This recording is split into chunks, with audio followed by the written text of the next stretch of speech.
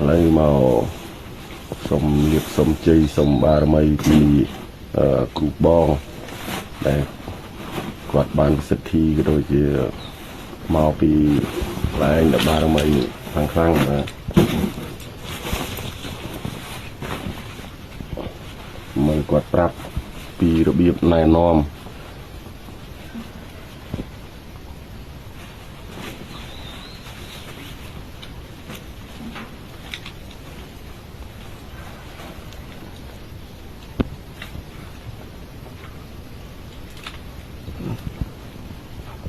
ជួបព្រះអង្គព្រះគេជីកគាត់យកកើនព្រះអង្គគ្រូទាំងអញហើយយកចែកទៅមិនទេហើយចែកគ្រូអត់បានទេគ្រូថាគ្រូចាមជានឹងចែកចែកគ្រូធាចឹងជីកបានហ្នឹងហើយ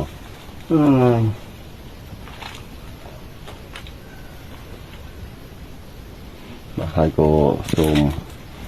ថ្លែងអំណរអគុណនិងអរគុណដល់ព្រះអង្គគ្រូក៏ដូចជាបងគ្រូធំហើយសហស្នាម្ចាស់ធំក្នុងខ្មោចដែលបានជូនជា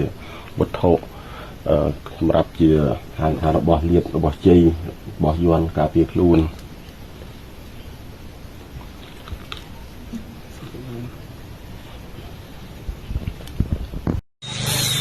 យកសួរបងប្អូនបានណាតកែជ្រុញនៅព្រំខ្មោចបងប្អូនមើលណាតកែជ្រុញនៅព្រំខ្មោចហើយខ្សែកដល់កខ្សែកហើយ